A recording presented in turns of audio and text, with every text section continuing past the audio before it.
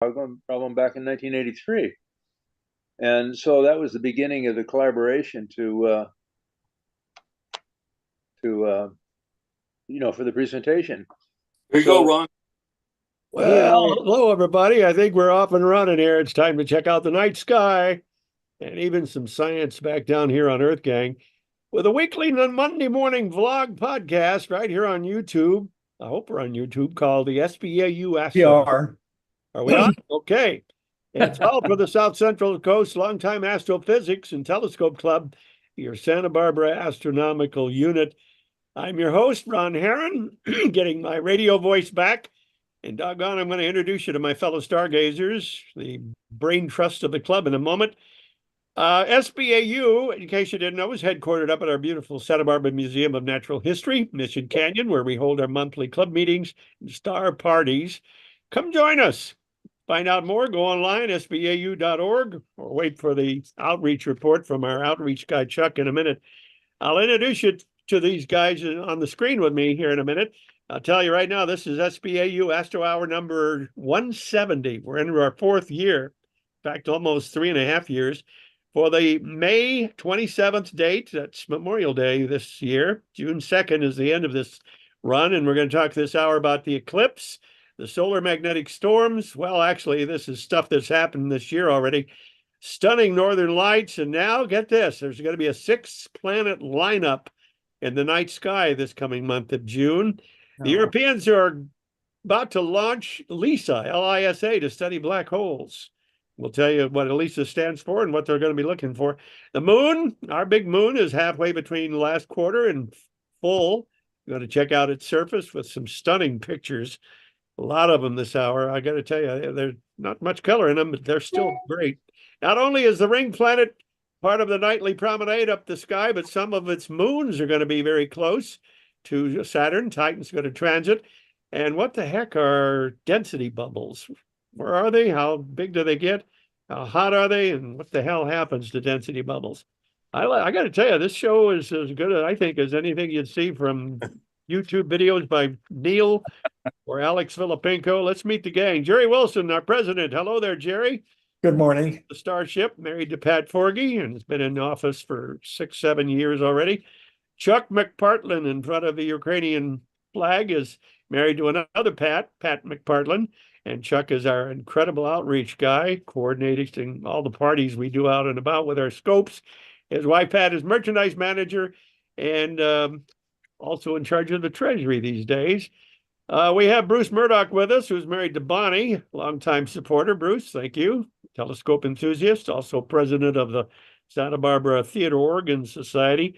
Tom Whittemore, former Westmont guy, had his own lab out there and science instructor. He's married to the beautiful Maureen. That's our connection to Westmont College. And Tim Crawford joins us these days, resident lens and telescope expert, longtime member. He's married to Karen.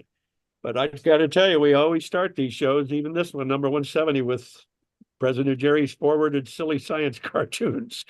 I've made myself very familiar with them. There's about 6 or 7. This gets us going in a good mood, a lot of levity. So we have a lot of fun with this program, let me tell you. The Astro Hour. Jerry, what's up for silliness from science? I got to move. I blocked. Uh-oh, we got blocked. By the way, Tom, happy birthday to Maureen. You're welcome. Yes. Yeah. Okay, this is the most recently. Calvin and Hobbes. Calvin being the buddy who's a tiger. They're outside at night doing some stargazing. And if you'll go in close, can you make it any larger? That's on my screen. It's as large as it can get. It's taken up. Okay, Cal, they're looking up at the night sky like we do. God, what's he say? Would you look at all the stars at night? And say, I didn't write these down. I can barely read it. Without the streetlights, Calvin says, or pollution, or is this Hobbes? Which one's Hobbes and which is Calvin? You guys know? Tiger is Hobbes. Tiger. Yeah. Tiger is what? Hobbes. Yeah. Oh, that's Hobbes, and Calvin's the kid. All right. So Calvin says, without the streetlights or pollution here, it seems like it can see forever into space. And then suddenly, snap crunch. I'm assuming they're out in the woods, and it happens to us all the time up at the lake, right? There's some animal in the bushes. And they haul ass and say, it's only stars. You've seen one, you've seen them all. True, true, says Hobbs. Shall we mosey on out of here back to the tent? Does this happen to you guys at Kachumu? It's Only happened to to me 10. at various sites, yeah. Things are in the bushes that sound big and you don't know what it is. I see. All right. Well, you really research that one and find it. Here's a guy at his computer trying to find his file. He says, oh, that's weird. All my files. Whoops. Whoops. All right, that's weird. Same thing that just took that Yeah. cartoon off for a moment, said, all my files are missing from the cloud. And up there, there's a heavenly housekeeper vacuuming the cloud. We're okay. We got it. Now, this is the circle of AI life, I think. Yes, right. If you Yeah. make that even larger, we're looking at humanity doing the research, coming up with artificial intelligence. And then the second one, humanity perfects it. Yay! Happy Elon Musk. And then A1 perfects itself. Oh my God. And then just like the pharaohs of ancient Egypt, AI enslaves humanity. Box 5, a solar flare disables AI. And we go back to ancient Egypt and start worshiping the sun for doing that. Sure, humanity worships the sun. Saved. This is some sort of primordial worm in the cartoon said, you tired of boring regular conspiracy theories? Flat Earth just not doing it for you anymore. Then you're going to love this one, my all new revolutionary idea. I call it small, close moon. Instead of being large and far away, I believe the moon is actually tiny and very close to the Earth. Well, that's it. Hope you like it. 50 years ago, NASA set up some tiny little astronauts. And this is a little piece of the internet from the ancients when they used catapults to delete castles. They pressed delete and it came up with a half-ton rock. And the centurion, the Roman legionnaire, says to the other, now just press send. And off it goes. Catapult style. This is great. It took me a while to figure it out, and I did. Amazingly enough, the guy says, the scientist, my discoveries are useless if taken out of context. And the media turns around and prints, scientists claim their discoveries are useless. Take it out of context. Yeah. This reminds me of a fractal. I learned about the golden ratio during the days of the week, duration of the days of the week explained with the golden ratio. I'm assuming Monday is a long drag out. It's the biggest part of that, right? Biggest. Well, they're color coded, Ron. Yeah. Yeah, right. It's red, and then Tuesday is white, and it goes to darker blue Wednesday, Thursday. It gets smaller as we get smaller. Friday, Saturday, and Sunday goes by so Sunday fast. goes the quickest. Yeah, and we're here on a third day of a 3-day weekend. Everything's closed except us. We're wide open. I did walk to my bank this morning, but fortunately that had ATMs outside. Okay, is that it? I guess that's it. Nope. Oh, One nope. more. Here's a statement worth posting. NASA is launching a satellite to say sorry to the aliens. They're calling it the Apollo G. Changing SETI to SARI, S-E-T-I. Is that still in existence? Of course.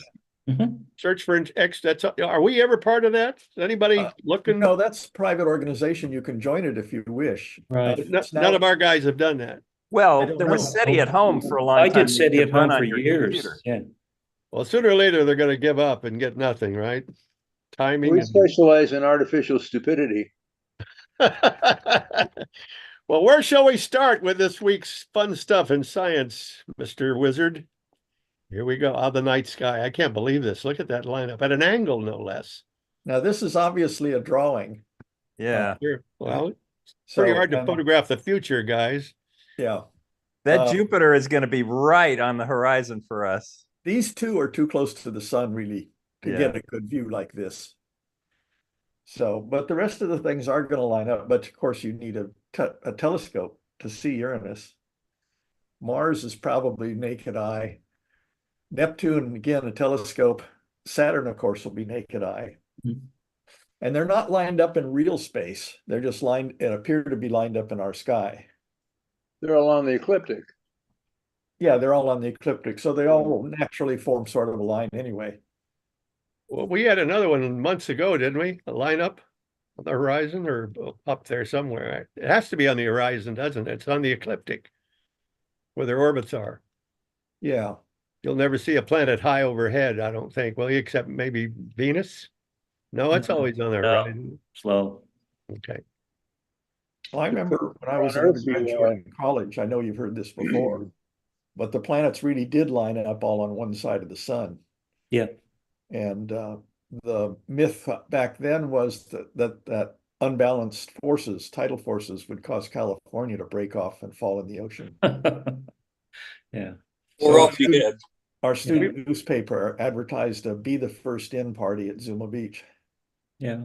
So before we moved down to Santa Barbara, there was an alignment in the western sky that had the visible planets, and they were out of order. But then when they flipped around to the morning sky sometime later, I don't remember when it was, they were actually in order. It was really interesting. I think it was late 90s, maybe around 2000, something like that. Do you remember that, Chuck?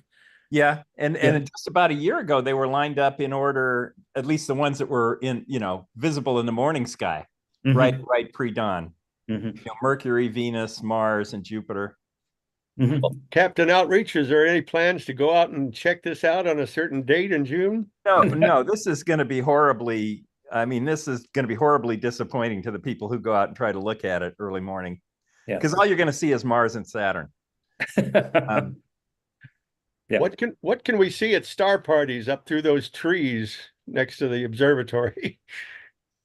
All Pretty kinds much- of stuff. We don't have any planets in the evening sky anymore, but we got the moon, we got M13, we're going to have the Ring Nebula, we're going to have all the cool summer stuff coming up. Yeah. M3. Oh yeah. M3. There's a lot of globular clusters top of the sky, like tonight if it's clear. M3, M5, yeah. Mhm. And star party for June is on the 8th, the second Saturday. That's correct. Yes. Yeah. And I think Arcturus and Corcoroli are going to be higher in the sky. So where I set up, it's going to be above the buildings, thank God, and trees. We're also Well, that's why I set up near the gate to the athletic field. So I don't have the building in my way. that's Westmont. Yeah. That's Westmont. Oh, I'm sorry. Yeah. Well, all right, sorry about that. Yeah, I was trying to put where the athletic field at the museum was in my mind. No, the museum here in the valley. Well, I assume watching these 6 suckers move, they're going to go different directions. They're not all heading left or right, are they? No. They're going to Well, disperse. they're all rising and setting as a group in this pattern. But Yeah, and they are moving all in the same direction, except for Mercury. Probably Mercury is the one that's going to flip around and head back toward the sun. Yeah.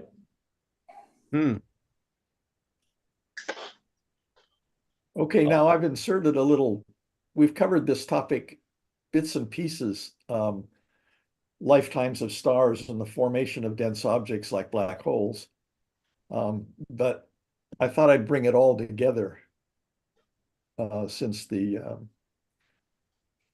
sky over here has been very overcast and changes my mood.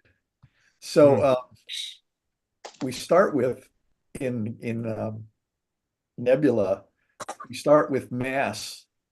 A certain amount of mass gets disrupted by something, say a nova nearby or a bow shock or something.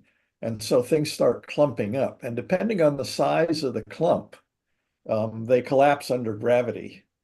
And the star, any star after that, once it forms an object, a planet, a star, an asteroid, it's a dynamic process between the weight of the mass, which is the force that pulls it together, and something that resists its collapse. And this is a list of the things that resist the collapse.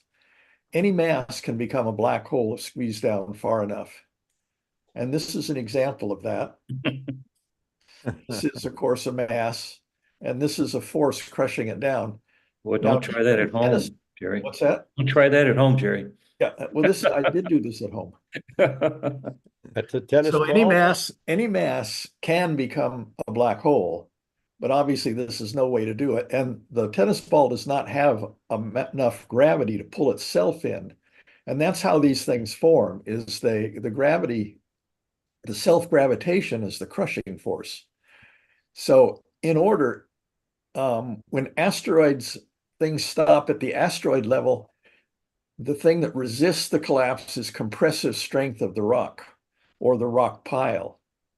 When you get planets that form, it's the convection heat that forms when the thing melts up. And that keeps it from collapsing. Planets do not have a lot of gravitational pull to cause further collapse anyway. Then once a star forms, it starts doing fusion in the core, and the photon emission from the sustained fusion, that energy going out gives the star, that balances against the mass of the star. And this can range over small stars to very big stars. Once that central fusion stops, the electron density in the star, it collapses down until the gravity is starting to push electrons on top of each other. And that violates the exclusion principle of Pauli, that no two electrons can have exactly the same energy state. And so that's electron degeneracy, that it resists that. But eventually, if the mass is great enough, it can get past the electron density, and it gets into neutron degeneracy, which is the strong force repulsion, and that forms neutron stars. In getting past the electron degeneracy, what happens is the electrons are forced into the proton and become neutrons, and then the neutron has a similar repulsive degeneracy force, and that if it stops at that, there's neutron stars. If it can get past the neutron degeneracy, then, as they say, resistance is futile, and a black hole forms.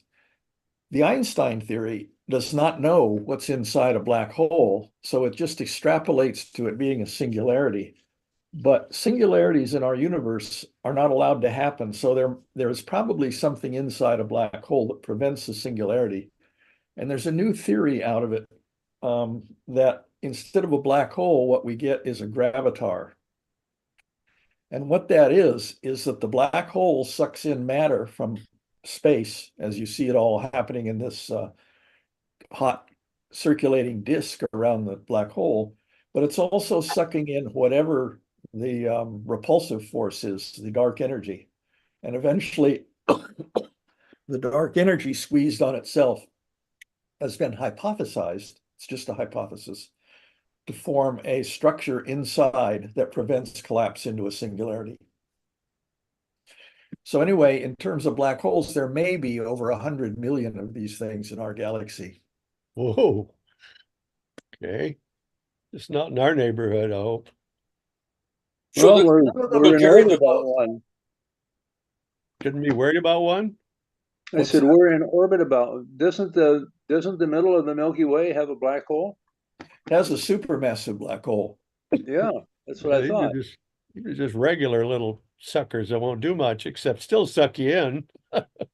Jerry, I'm kind of confused. Does the gravitar explain what's inside? Possibly explain what's inside the Yeah, black hole? it's inside the event horizon, so there's no way to observe it, so to speak.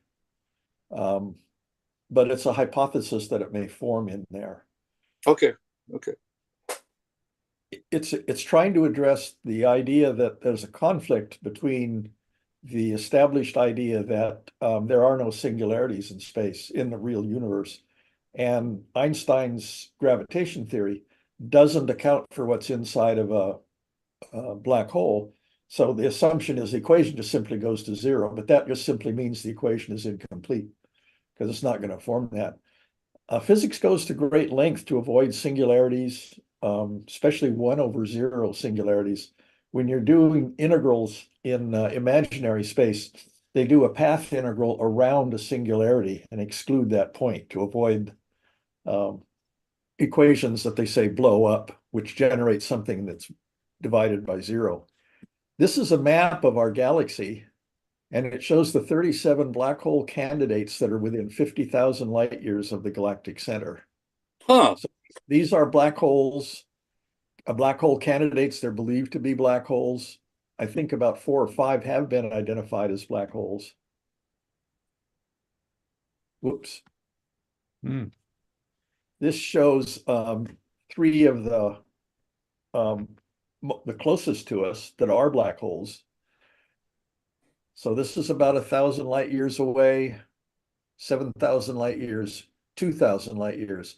And of course, the core of the galaxy is, what is that, 20 million light years? No, 20,000 light years away. Like 30. 26 or 30. 30, yeah. Okay, 30,000. And that's 4.3 million solar masses. yes. Jesus. So these are smaller ones, around 10 solar masses. But you could have one about the size of a tennis ball. And the CERN reactor, when they do their collisions, you recall about 10 years ago, people were worried that when we went to a new energy regime, they were worried that the reactor was going to make a black hole that was then going to devour the Earth. And of course, they know that can't happen. The smaller a black hole is, the shorter its lifespan. And so when CERN saw the papers, they went ahead and hurried up and did their experiment before the news got a hold of it. It only sucked up the scientists, huh? Sucked up their funding. Yeah. Didn't actor Matthew McConaughey portraying a scientist go through a black hole in Interstellar, the movie? Yeah, pretty Suppose- fanciful. So this is the cross section of a supergiant star. In its last days, it's finished its fusion. It now the radiating energy that keeps it fluffy stops, and gravitation wins, and the thing then collapses into whatever the next stage is, a neutron star or a white dwarf, or not a white dwarf, but for this, but neutron star or a black hole.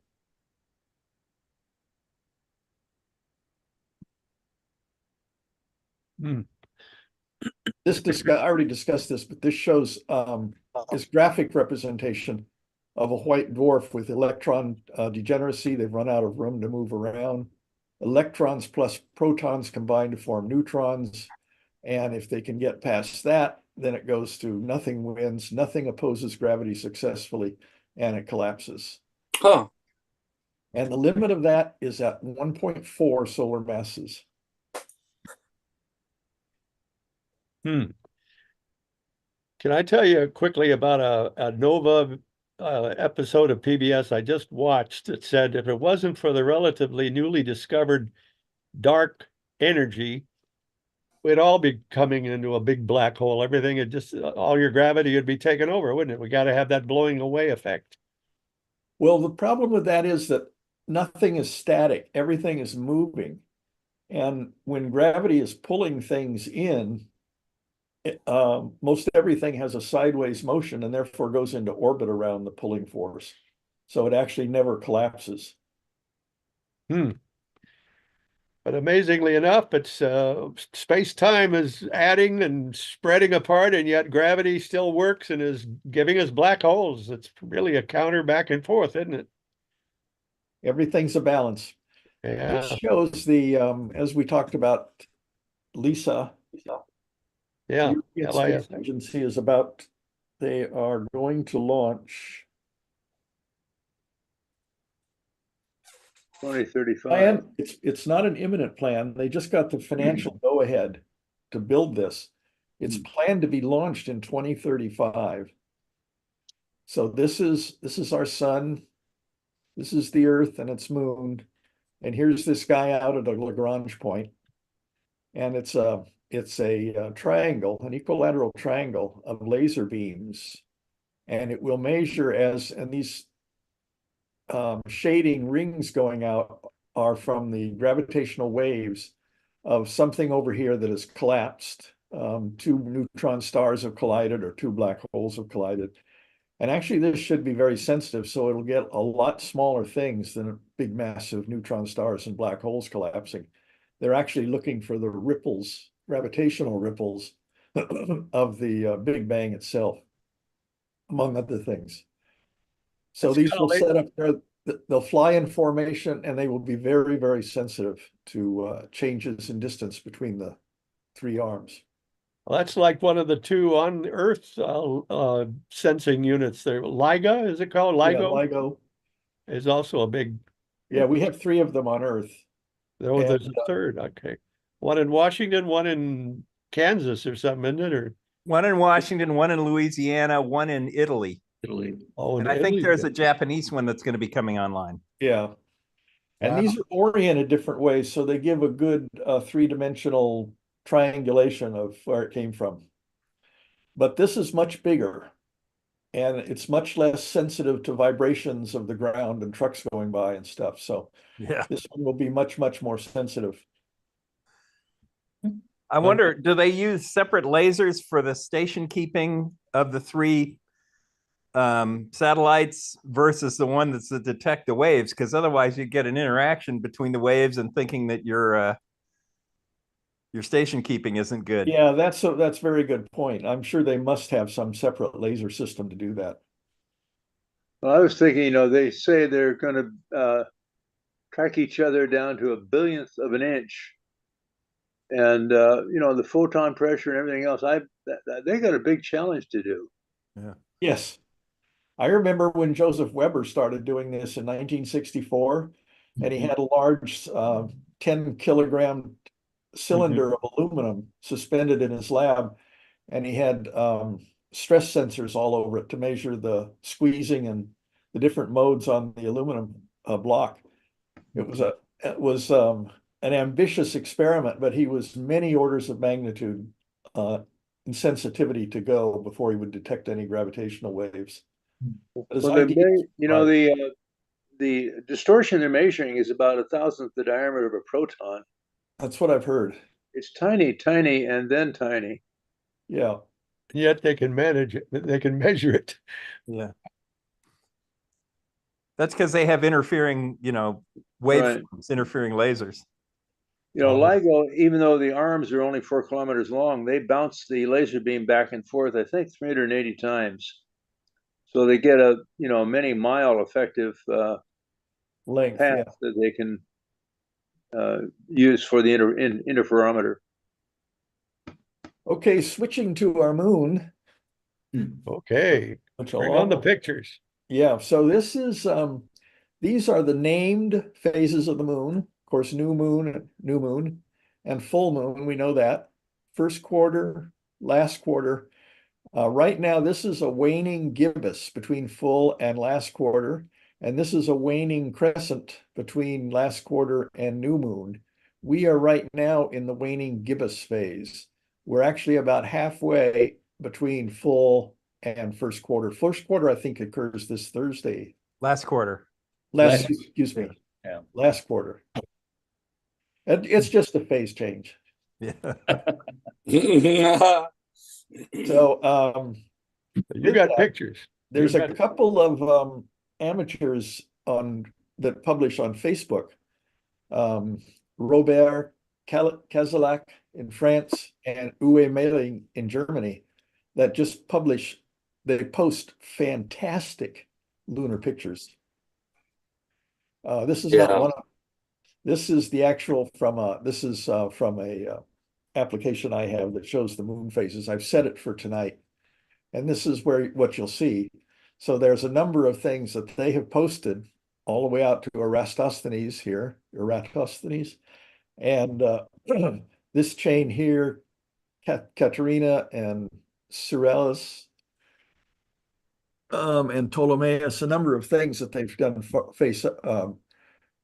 on Facebook, and they're all in this region that will disappear as you get toward Thursday. And Thursday it'll be down here, straight down. And then you get a really good view of Albatignius. Yeah. And that's this one. This is these are two different pictures of Albatignius. Okay, I didn't realize that. Yeah. This is taken on January 18, 2024 and March 18, 2024 by Robert Kazalak, and he is using a C14 Edge telescope through a rouge filter, heighten contrast, and cut out scattering in our Earth's atmosphere. And this shows the change of phase of the moon. Here, it's just around sunrise. And here the sun later in March, the sun has come up. Well, this is not even the same month, but it's later, it's at a higher phase, and you can see the shadows are much shorter. in here. You get to see different features are enhanced. Boy, that really is a good illustration of what happens on full moon, right? When you can't No, see this any- is a quarter moon. This is when you see this. Yeah. But you can extrapolate in your mind to the full moon. Hmm. Yeah, the one on the right is closer to full moon, and you can see how the shadows go away, like Tim was saying. Yeah. Yeah.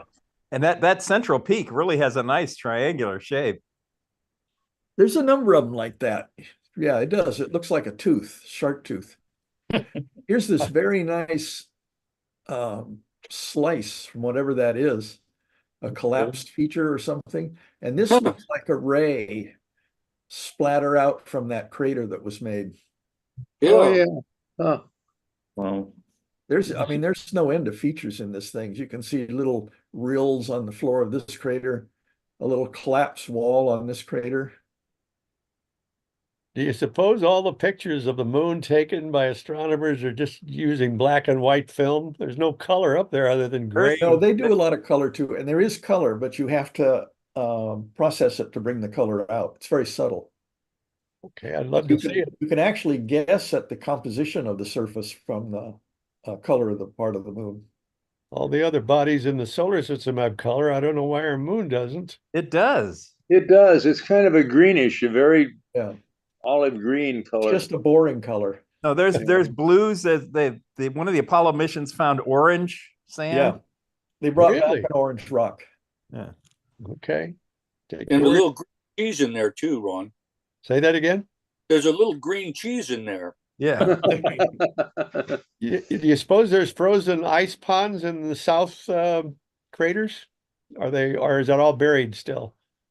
Most of it's probably under dust. It wouldn't have a picture or a color, would it? Frozen ice.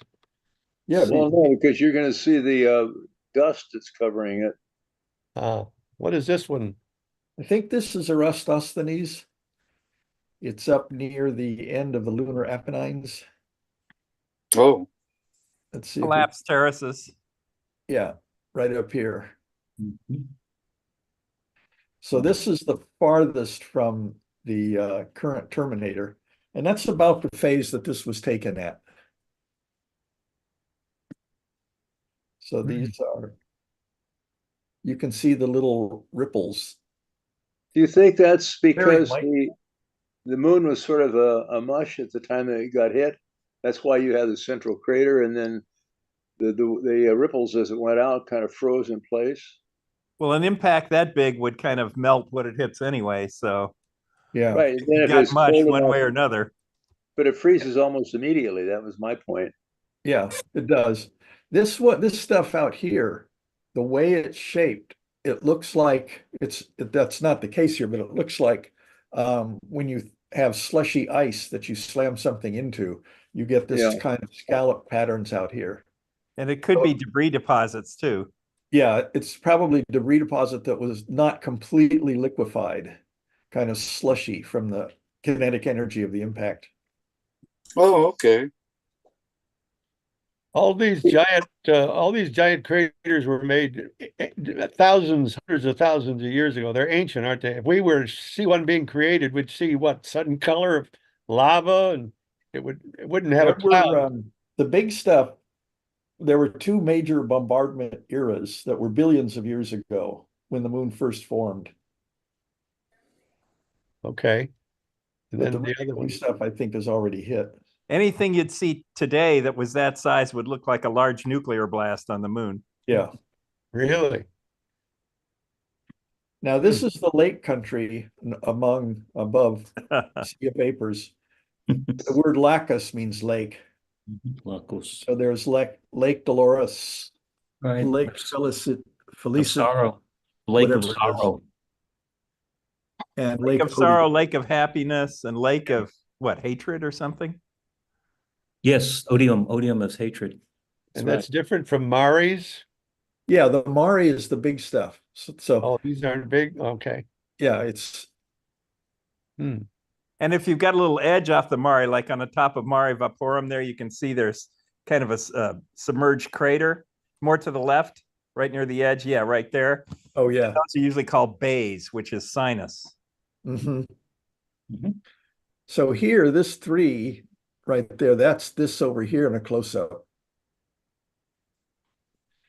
And 1 is right here in the center. Although I don't see the feature they're pointing to. I think it's just above the 1. Yeah, Yeah, just there's above the kind of a one. haze up there.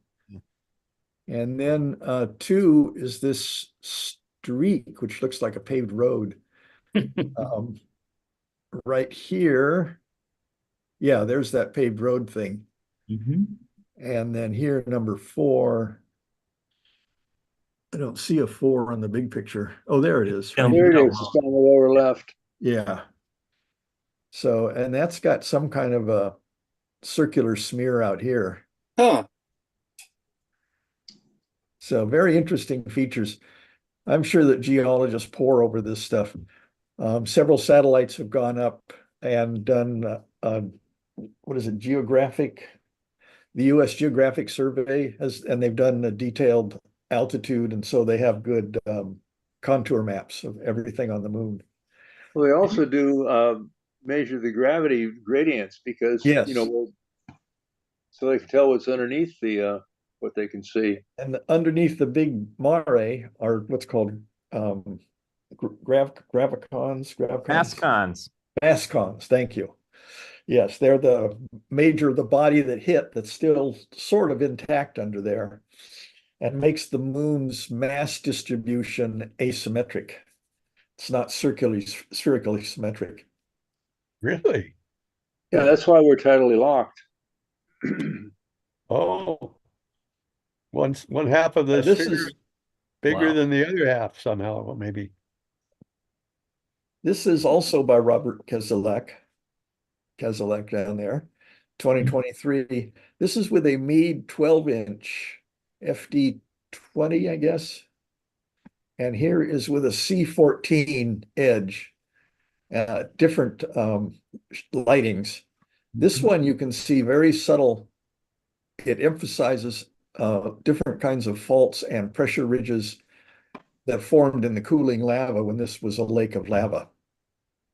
So some parts cooled faster than others. And you can still see some of that structure here in the higher altitude lighting. He must have had a focal focal reducer on. I'm sorry, that like on the edge, because that's a C10, right? I mean, that's a F10. This is an F. I don't know. This is a Yep. Meade 12-inch. And Right, he's got a Barlow in there because that's focal ratio 20. that's what I'm sorry. Yeah. That's what I right. Yeah, and Because this is focal ratio 22.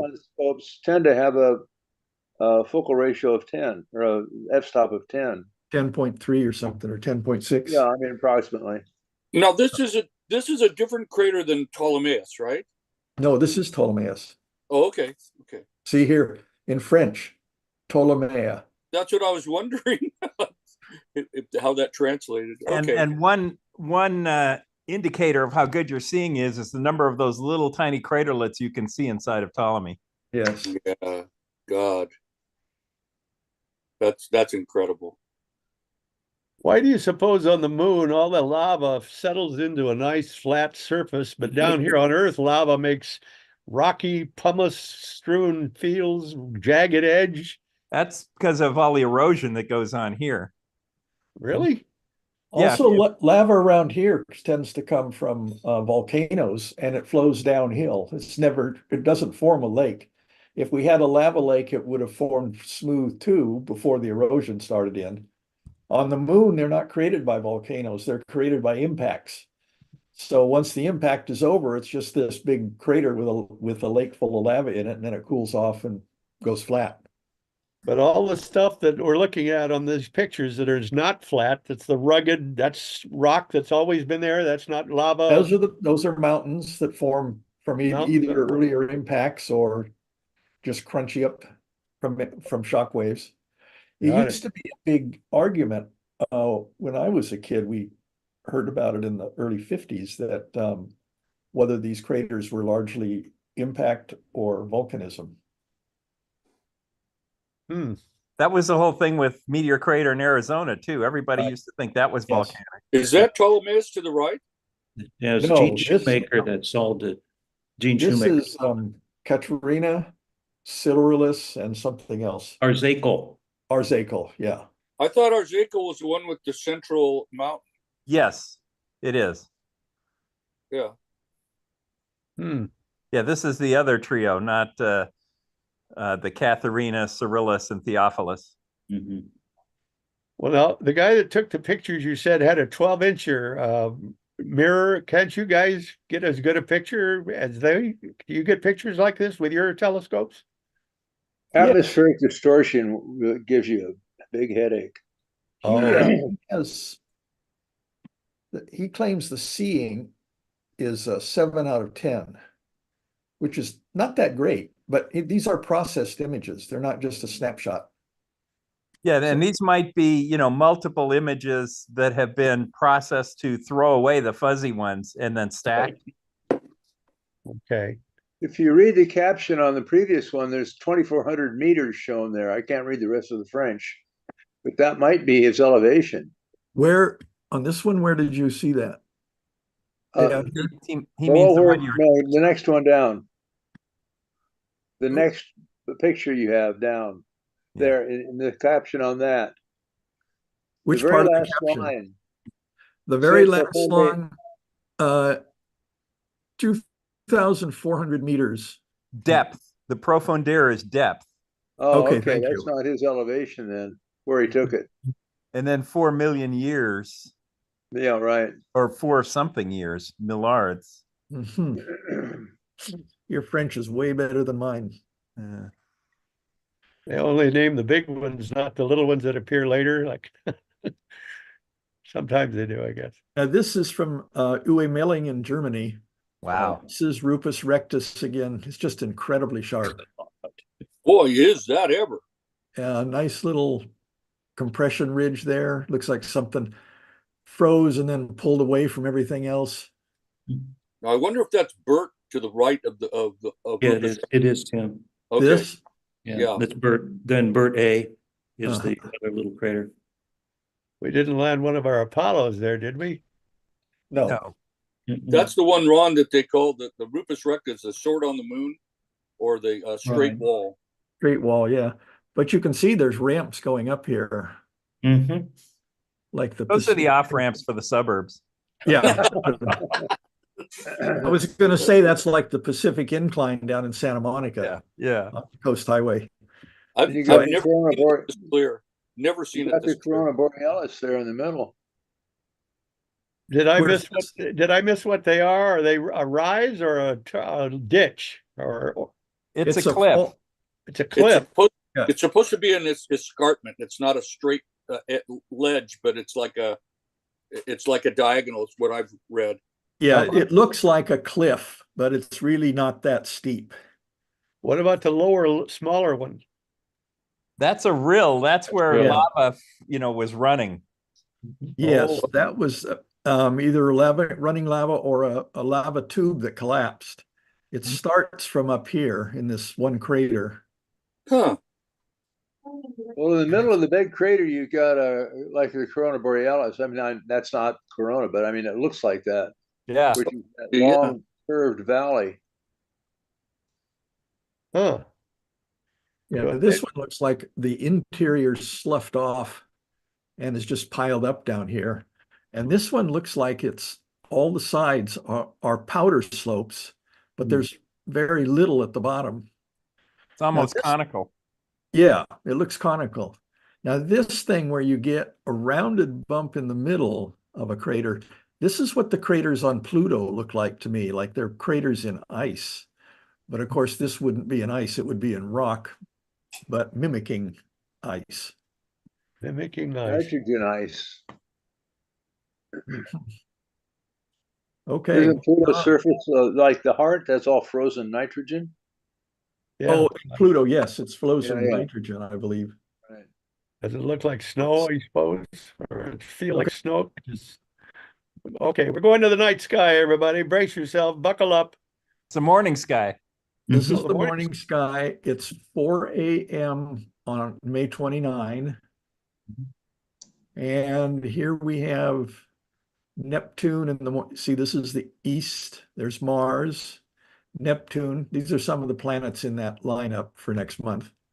Actually, next Monday. And I did that this week, even though it's part of next week, because by the time we get to it next week, it will have already happened for that picture. But it'll still be close enough. If you can see it then, you can see it a day later. But this is what we're looking at now is Saturn rising in the morning. And at that time, 4:15 a.m. Pacific Daylight Time, you will see Titan crossing the disk of Saturn. And the reason that's happening is because the plane of Saturn's equator and rings and the moons is generally flattening out to line up with the ecliptic. And so we're see how the rings are getting very close to being just a line here. They're not spread out like they frequently are. That'll happen in March of 2025, and they'll actually disappear for a couple of hours. Yeah, so good photograph at the time.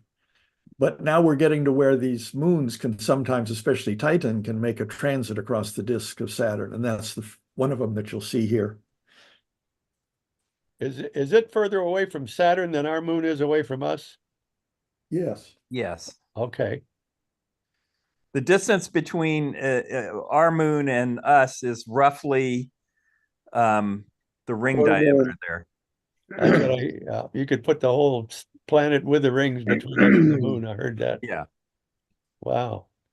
Yeah, until they discovered that what they called the F ring, when they were able to look at Saturn from the backside where it was obscuring the sun, that's where they found another ring that we can't see from Earth, a bigger ring. Well, it's a big fluffy cloud caused by Enceladus. Right, and if I put together a picture like that of the Earth and Moon to scale, and they're actually on the periphery of that fluffy new ring. They're 240,000 miles apart. Yeah.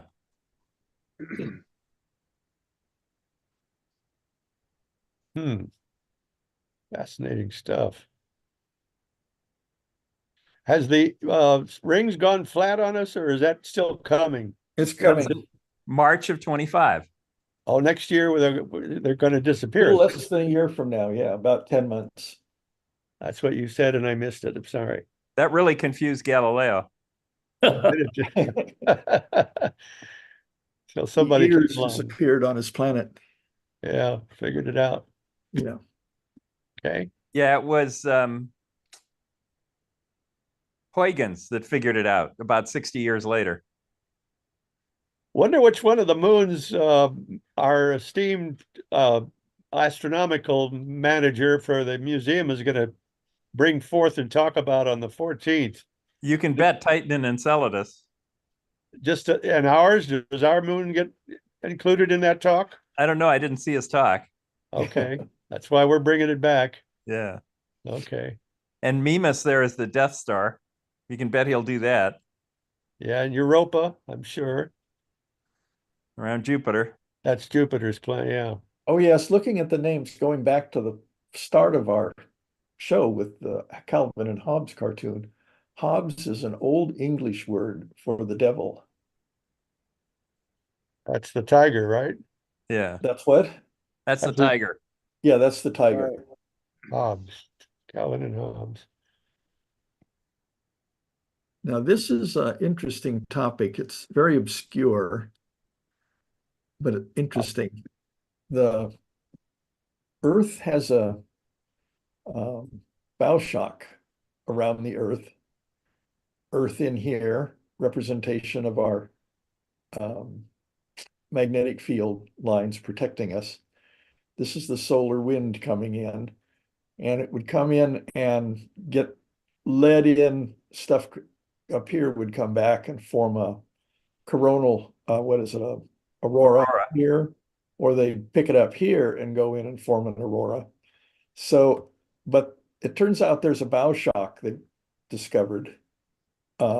And in that bow shock, there are interplanetary magnetic field lines here. that, and there's bubbles that form in this thing. They change temperature, they're different temperature than the surround, and they last a short period of time and then they disappear. So that's a completely new effect that we're seeing. And it is analogous to what we're seeing with the bow shock in interstellar space in our galaxy. Here's our solar system down here with the Earth and the sun. And we have the termination shock wave, which is as far out as, well, it's a shock wave. This is the heliosphere, which is heavily distorted.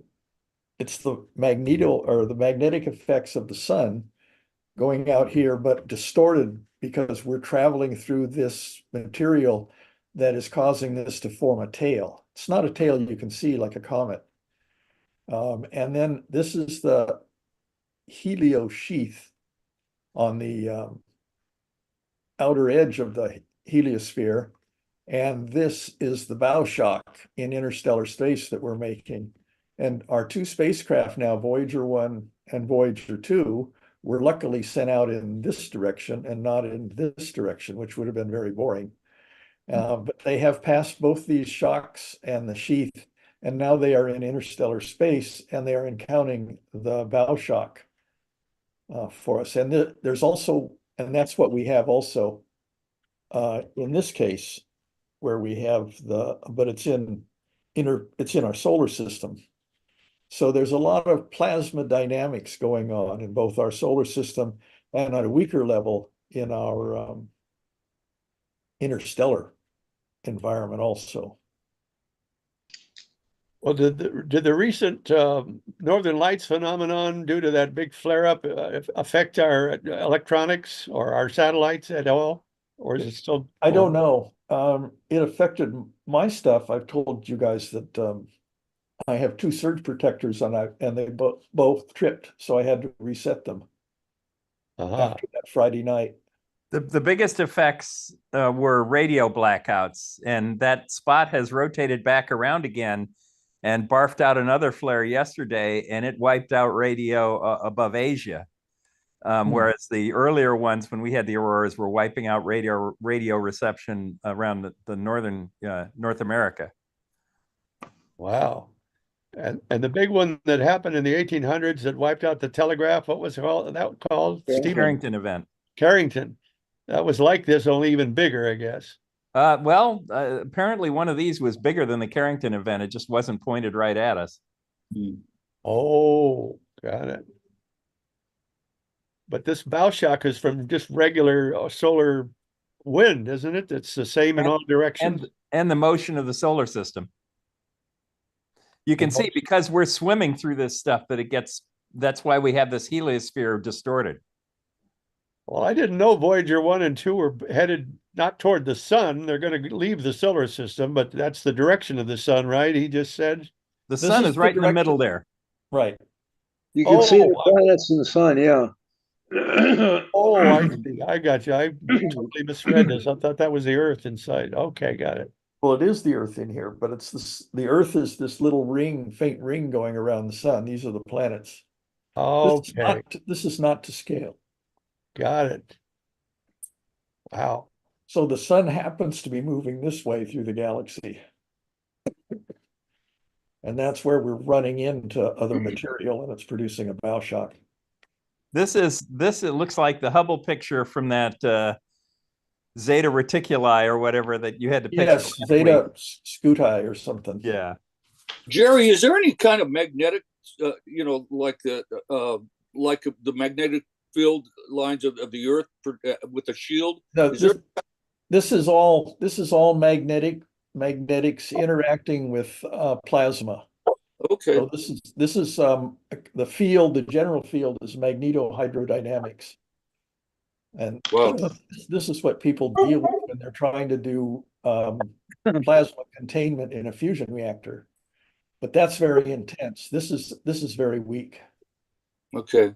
But your density bubbles, are they in this picture around the sun, or are they in our own planetary? They're very close to the Earth. Yeah, that's something that comes and goes with us.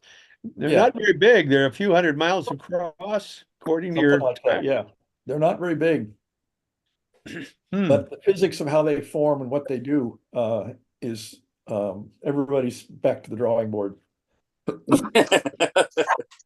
Wow. Funny how that works. Yeah. Well, you got to know that everything they learn about the solar system, about, like this, is up, you can apply to all the stars. They've all got their bow shocks and long tails, don't they?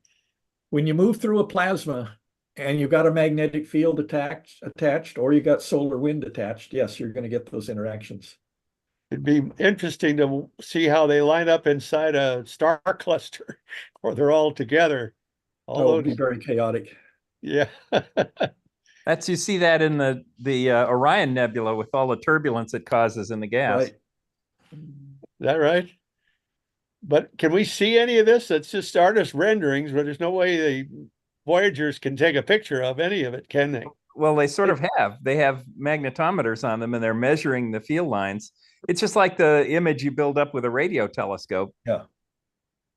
But around a planet like, say, Mercury, actually, Mercury has a magnetic field, doesn't it? It has a similar shield around it. How about Venus, Mars? Mars is pretty virgin, isn't it? It's not. It doesn't shield much. You got to have protection a real strong magnetic field. Here's my stupid question of the week. I saved it to the last, and I don't know why it occurred to me, but we see the night sky and we watch the stars that we can see every night set, and they get replaced by others that we can't see. That's daytime because the sky goes white. Do we get a chance later to see those? Yeah, Or are they the same? 6 months Yeah, later. It 6 moves months by later. 2 hours every month. So, you We'll get to all the stars, the ones that go into the daylight that disappear will come around at night sometime. 6 Yes, months 6 later, they'll be overhead at night. That was what I thought, and I just got lost in space. You're right. Okay, are we at the end? That was good. I learned a lot, man. I got to tell you. Let me just, on behalf of Chuck, say that there's a Westmont bachelorette party this Friday. You're invited to. I don't know if you're going to show up or want to talk about that. Our second Saturday Star Party will be June 8th, a couple of weeks away. Second Friday is about 3 weeks away, June 14th. And the museum's Astro Programs Manager, John Winkowski, takes us on a cruise of the solar system's moons. Don't forget, July 5th, we eat. We bring a covered dish like the old days, 5 to 8 on that first Friday, right? And that's our potluck, first time in years. Gentlemen, happy Memorial Day, even though you go to the bank. We'll do number 171 next week, and I hope you'll convene with us here on screen for the Astro Hour. Thank you, everybody. That's it for everybody. Thank you. Good night. Godspeed. Goodbye. Hasta Nebula.